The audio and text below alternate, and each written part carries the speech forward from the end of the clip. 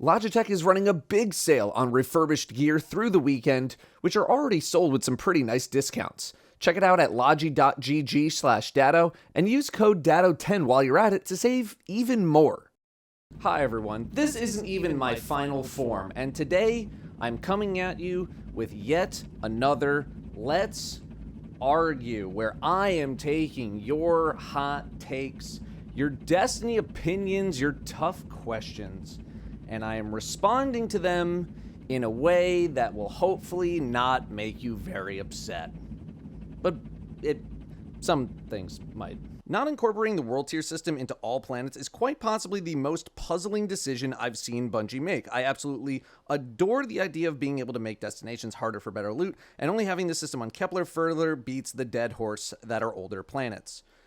I don't necessarily disagree with this. I don't think it is that hot of a take. I think my only thing would just be like, let them try it first on Kepler and then expand it out to other places if they think it ends up working out, right? They built Kepler with this system in mind. So like they were able to do things like, hey, world tier 1's only going to have this, and then world tier 2 is we're going to add a couple things here, and then world tier 3 we're going to add a couple things here, and then world tier 4 add a couple things here. All I ever hear about in this game is how people hate artificial difficulty, which is just raising the health and strength of enemies in anything, right?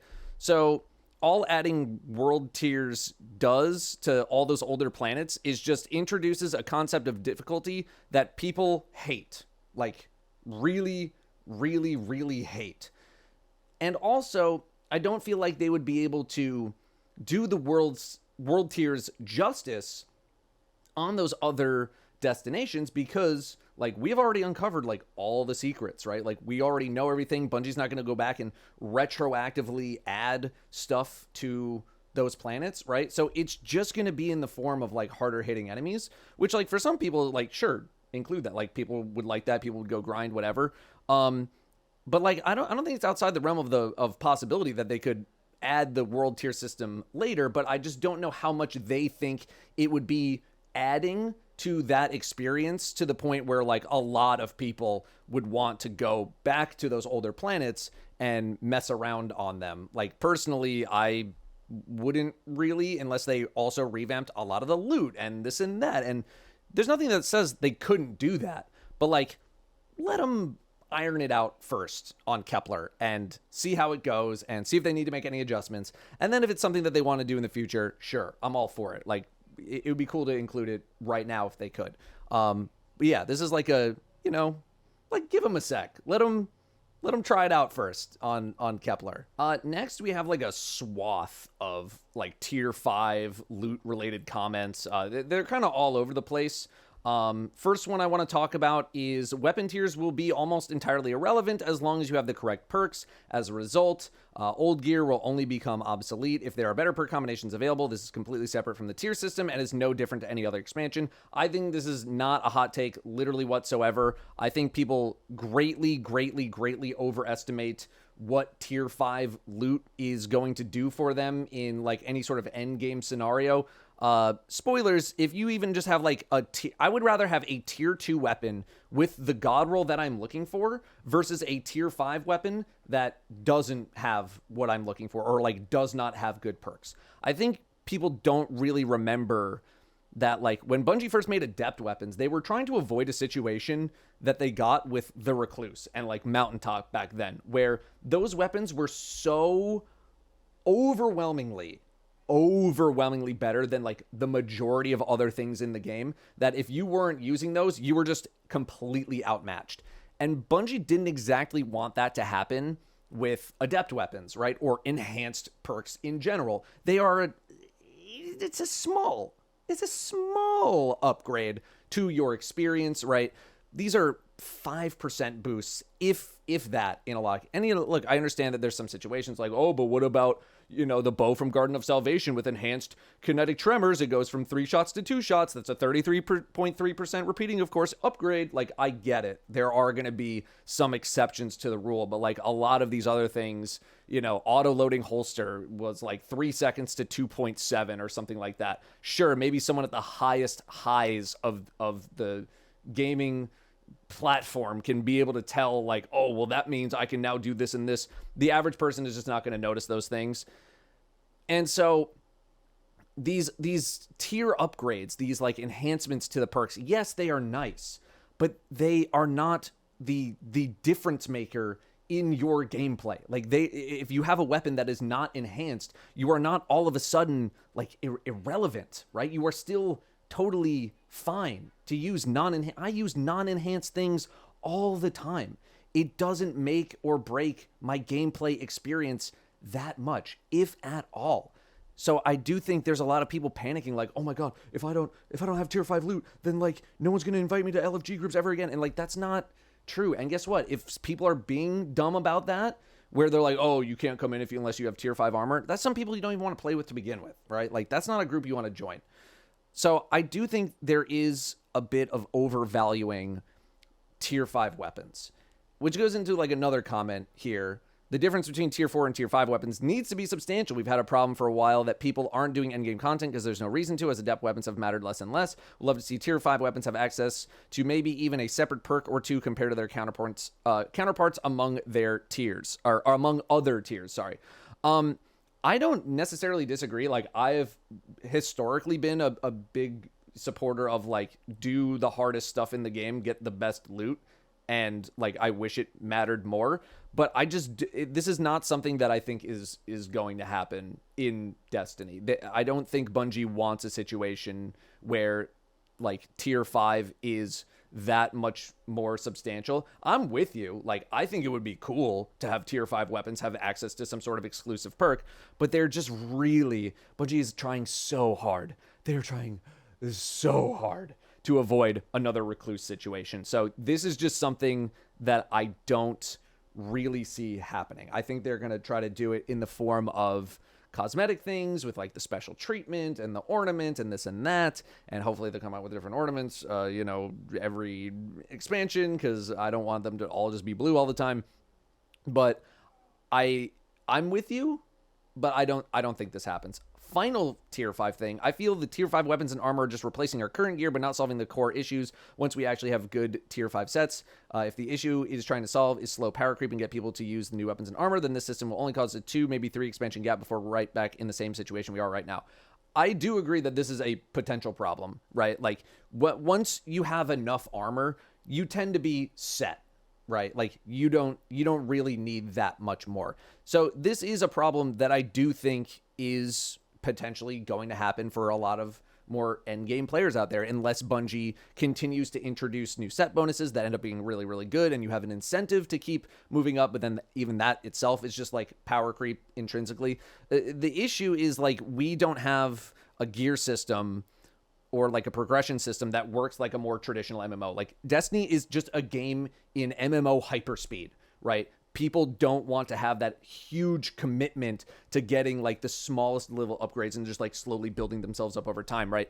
Like you would in a World of Warcraft, like you would in a Final Fantasy, where it takes, months and months. So I don't know if you could hear my co-pilot, where it takes months and months and months to get to the highest levels of gear, and then like a new raid tier comes out, and then guess what? All that stuff is kind of like, I don't want to say irrelevant, but it is outclassed by like the next raid and then the next raid. We don't have a progression system like that where we can just keep increasing stats, because that's, I don't want to say that's a problem we're in right now, where like, we've kind of capped out on our stats and people are like, triple, quadruple 100 stats and not having to care about anything else. I don't think Bungie wants to get into another situation where you can just have all the stats and you're just like completely maxed out and there's no decision making to make.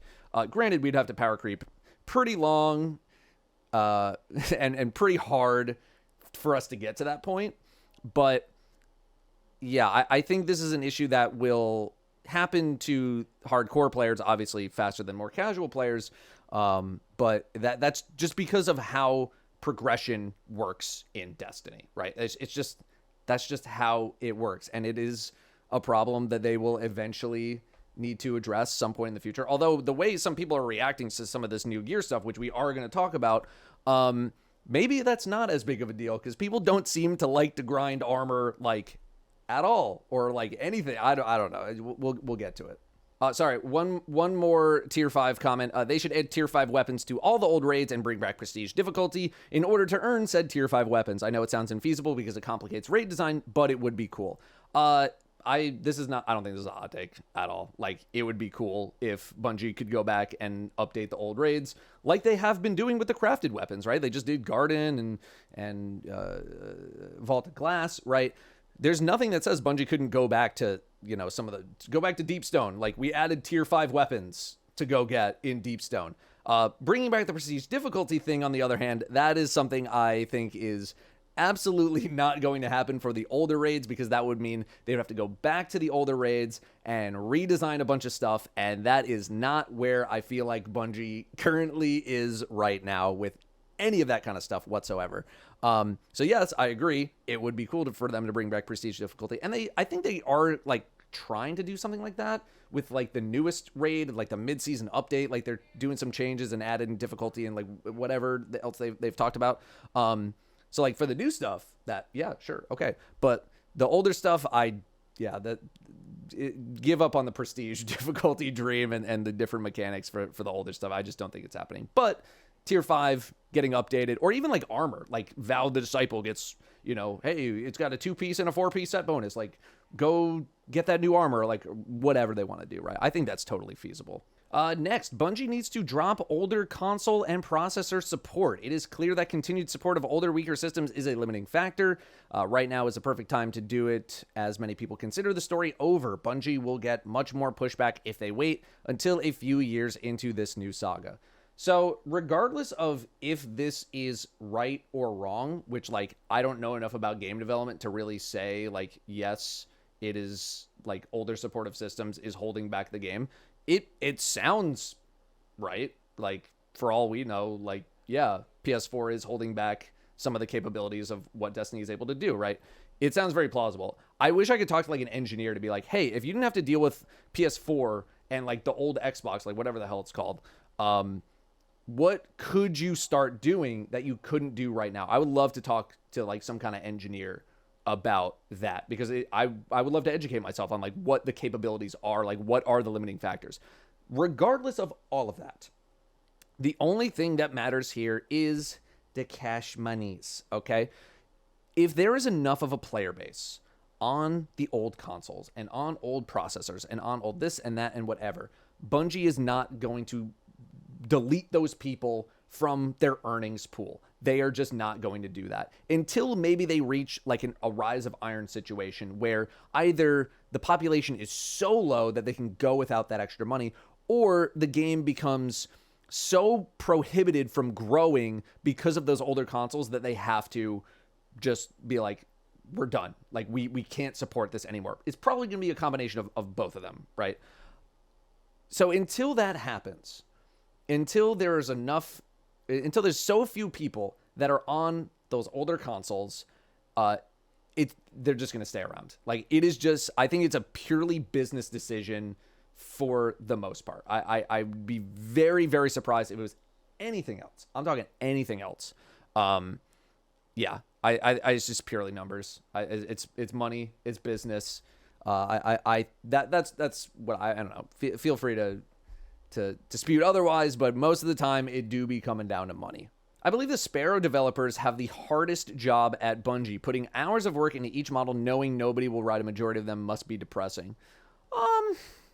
I think, honestly, the thing that would depress me more is the fact that they came out with the hoverboard, and now we just ride around on hoverboards, which are just, like, way cooler than a traditional Sparrow. I still ride some Sparrows here and there. One of my favorite Sparrows from, like, Season 5, right? But I think there's, there is something where you probably know that, yeah, I know a lot of people are not going to touch this because it costs a bunch of money. But Eververse, I think, is, probably something that is very important to Bungie in terms of, like, adding, revenue to the game and everything. So there's probably a little bit of pride that, like, hey, at least I'm keeping I'm keeping the studio running, putting work into these, and it's not like you know, their value is intrinsically just based on how many people actually use them, right? Like you use them for portfolio and experience and this and that.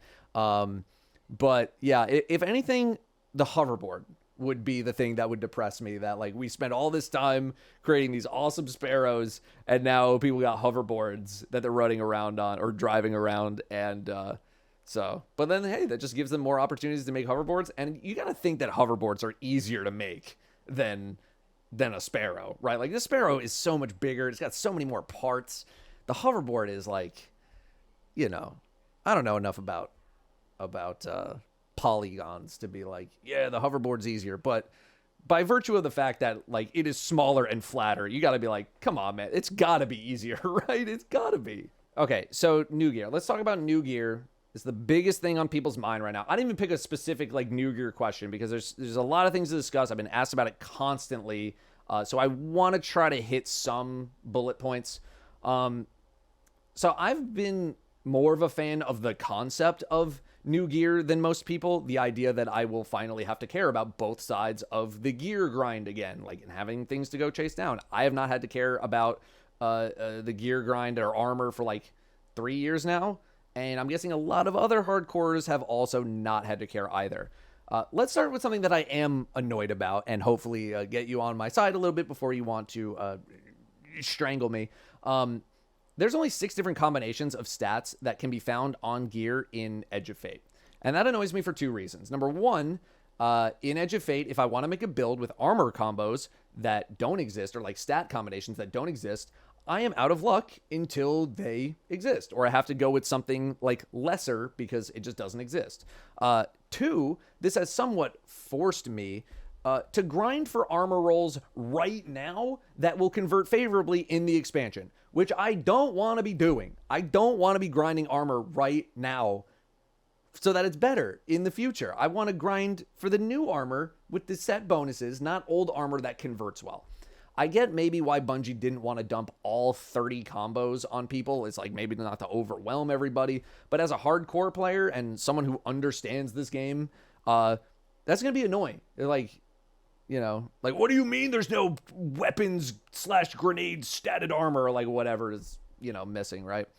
Another problem I've seen is the vault space situation, and it is true that with armor being relevant again and stats actually mattering, that vault space will become somewhat of an issue. I think in the short term, it will not be that big of a deal if you've done some vault cleaning.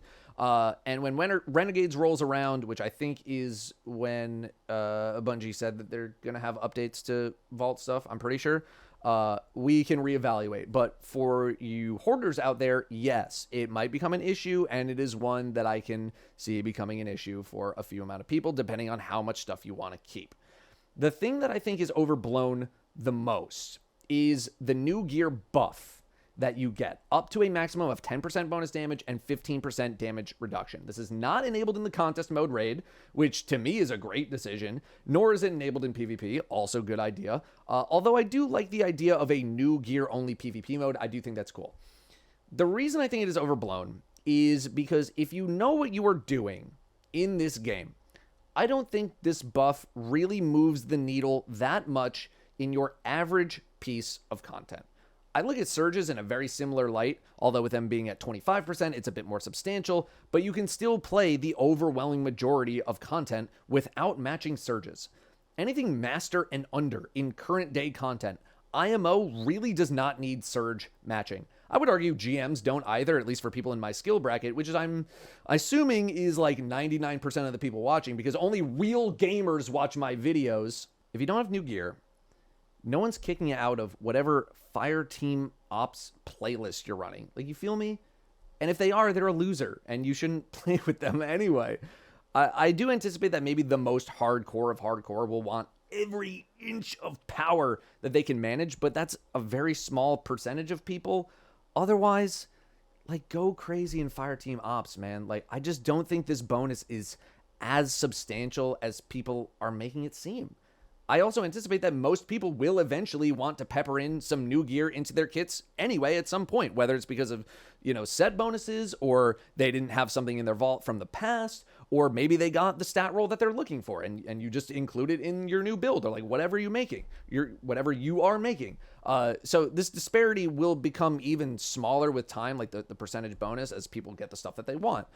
I don't think most people are going to be living in a world where they only use old armor that they grinded for 1, 2, 3 years ago for the rest of their Destiny career. Although Bungie has made it clear that they're saying, hey, go nuts if you want to do that, right? Another thing is like the whole soft sunsetting thing with the gear. Like, you'll spend time grinding this gear and then it's new gear right now, but then in 6 months it won't be considered new, so you're going to lose some, stats, or not stats, but like, your percentage bonuses, and you need to grind new armor to get that bonus back. But again, I just kind of said that, like, I don't think the bonus is that big of a deal. So if there's no armor in the next expansion that you want, I don't think you get left behind as much as you think you might get left behind.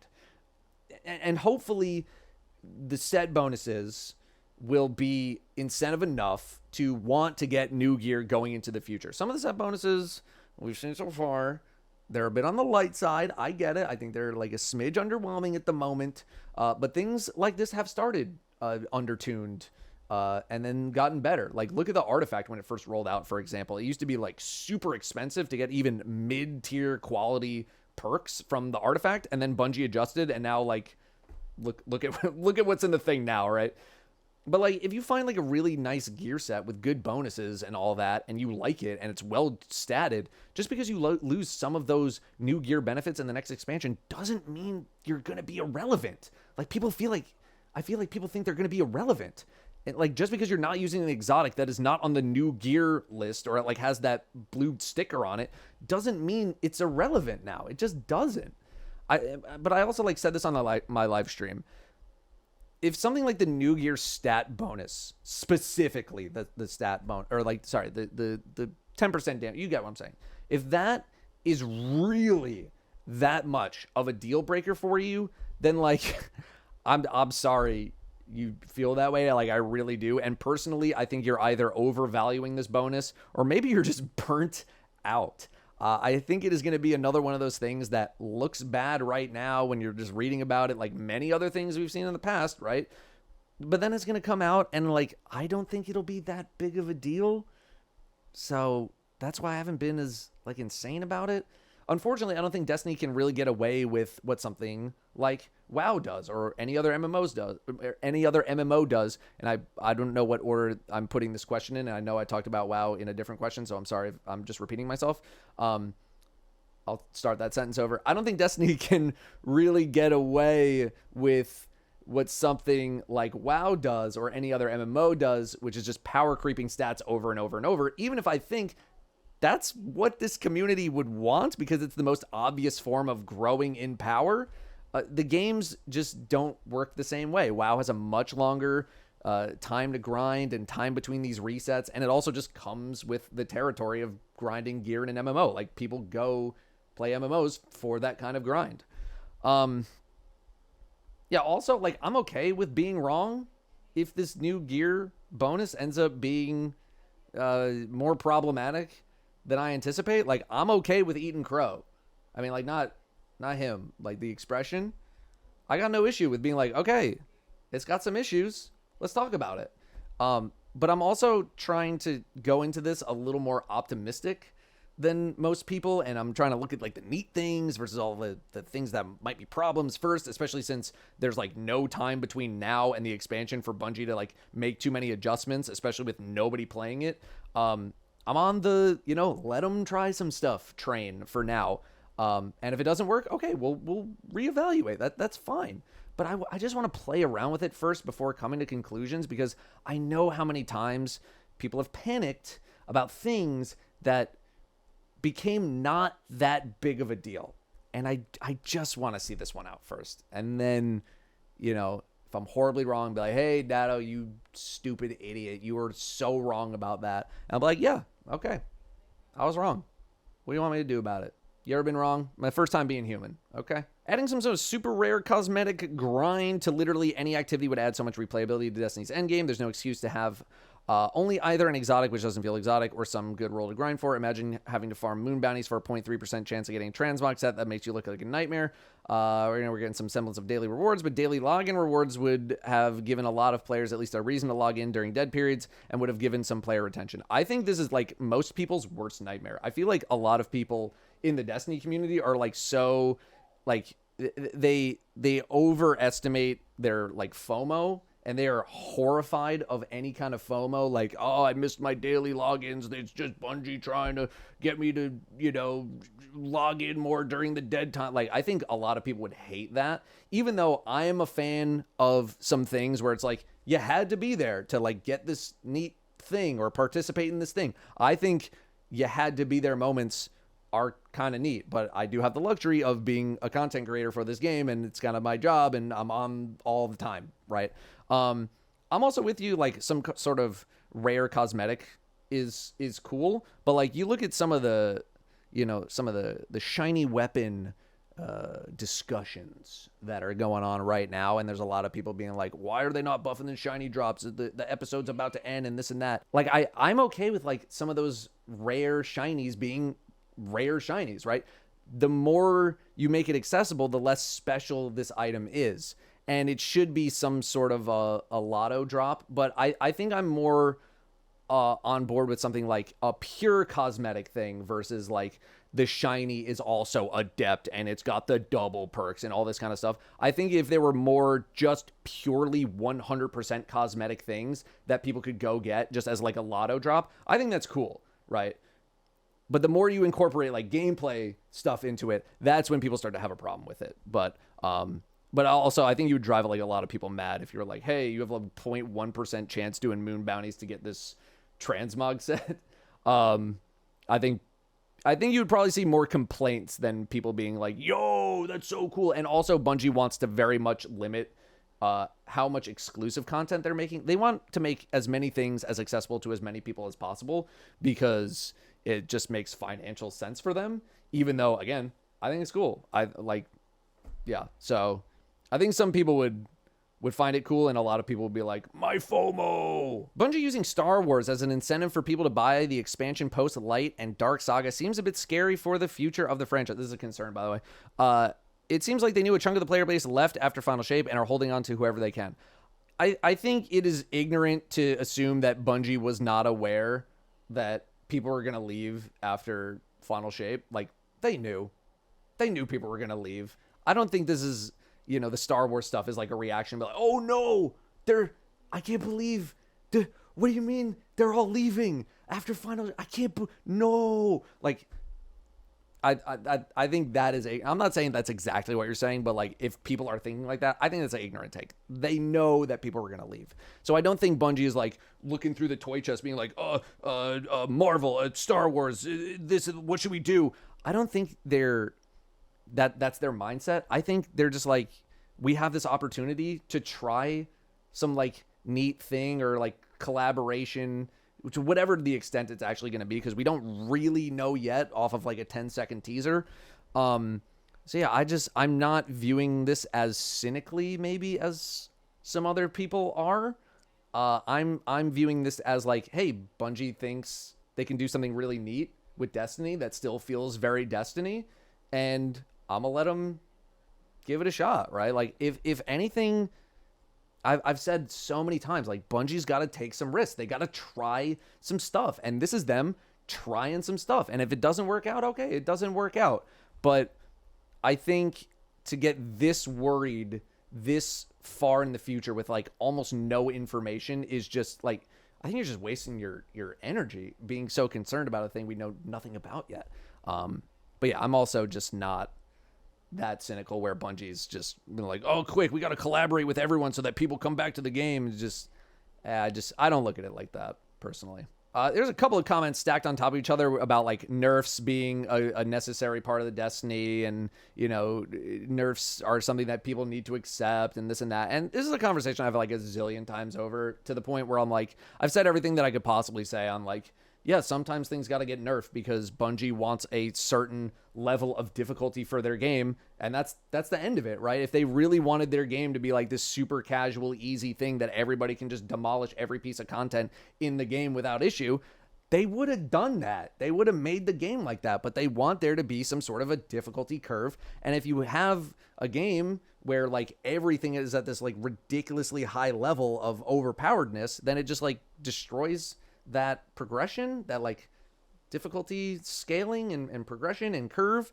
And yeah, like I'm trying to keep this one short because I've talked about it so many times, but you know, I've never been on the side of like, oh, this like insane build is all the way up here, therefore every other build needs to come up to that level. Like, no, it's not. Like, you want things to be like here, right? Like up here you got some stronger stuff, and down here you got some like kind of mid-tier stuff. And then, like, sure, if you have some stuff down here, you want to bring it up to that middle. And if you have some stuff out here, maybe you keep it towards, like, the ceiling, right? But bringing, like, first of all, like, let's even talk about the logistics of, like, buffing everything up here. That's an insane amount of work without Bungie just being like, whatever, 50% bonus damage on literally everything, just crank it up. That's a lot of work for them to like rebalance the whole game around this insane build that's going on versus like, hey, this one build's kind of out of band. We gotta click it down a little bit.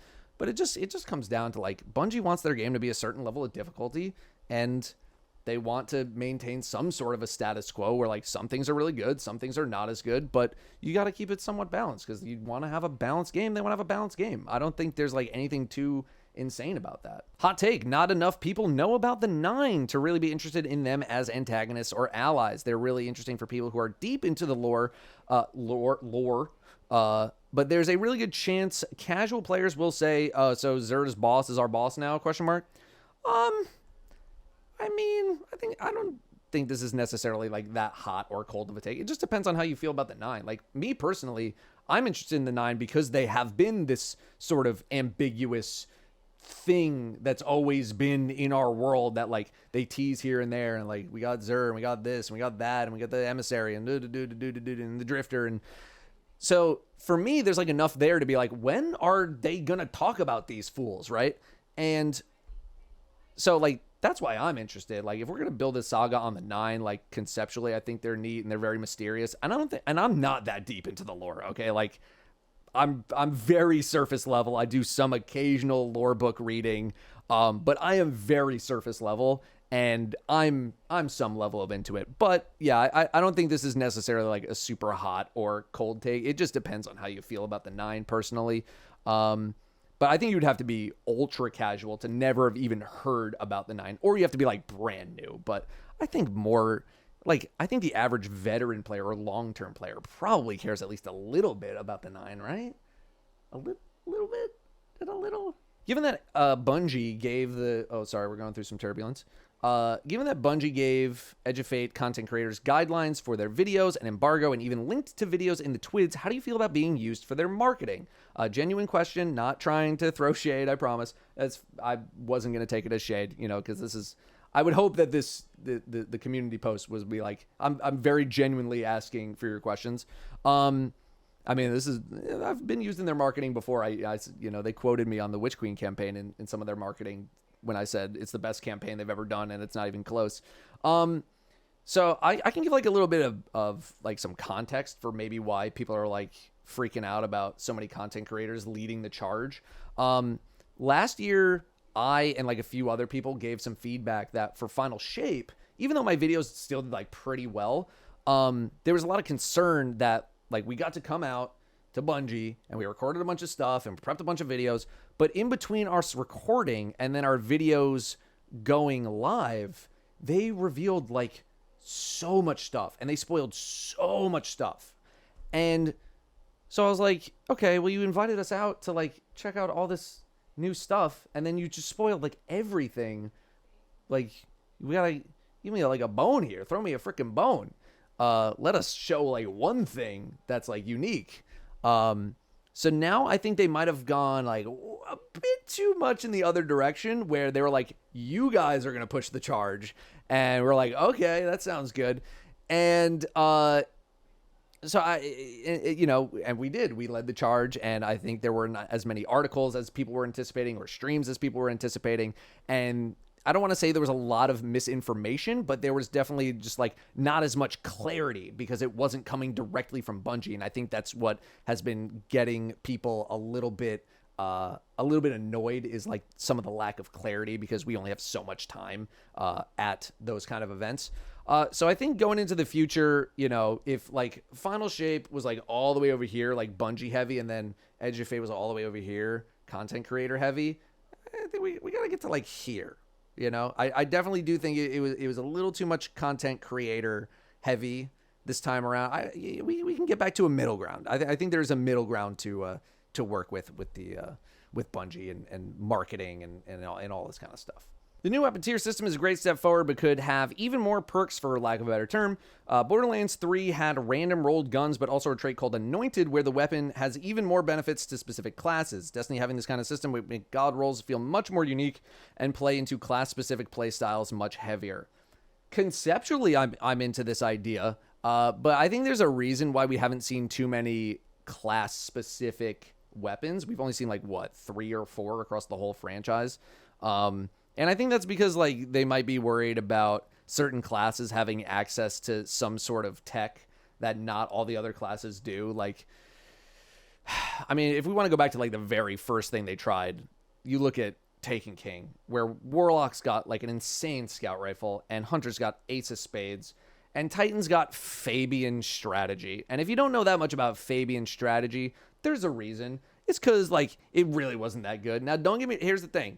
Okay, I'm not trying to talk too much crap about Fabian strategy, because I had it in the King's Fall day 1 raid race. I was using that thing, okay? So I've used it a lot. But like, let's not pretend that Fabian strategy was anywhere close to the other two. So that can create a situation where Titans, or like, in this example, Titans, but any other class being like, well, dude, your anointed thing on this weapon is like so much better than what I have access to. And I think you would need to be able to have every class feel very special in that regard, so that you don't have any class in particular being like, well, they get the cool thing and then we get this little dinky whatever the hell, and this sucks. Like, why do they get that thing? And I think Bungie has historically tried to avoid that situation as much as they could. But I'm with you in that, like, more things like that to add to like class identity and build crafting and all that kind of stuff is cool. But yeah, I think there's a reason they kind of be like, we're not gonna do too much of that. Okay, I am about to land. They're finally letting me dock. I don't know what the hell, dude. There's something going on at the gate. Whew, that was a long one. Thank you everyone who participated, who sent in questions. Obviously, I can't get to every single one. I think there's over like 1,000 comments in that thread. But thank you very much, everyone who participated and kept it civil and nice. I do really like doing these. I hope, we got some good answers. I hope people are not too mad at whatever I said. But yeah, we'll do another one of these in when are we gonna do it? We'll do one like August, like a month or 2 after Edge of Fate has kind of like settled, and kind of talk some hot topics then, or anything that I haven't really addressed or anything like that. I think that's, probably around we'll do it. But anyway, thank you very much for watching, and I will see you next time.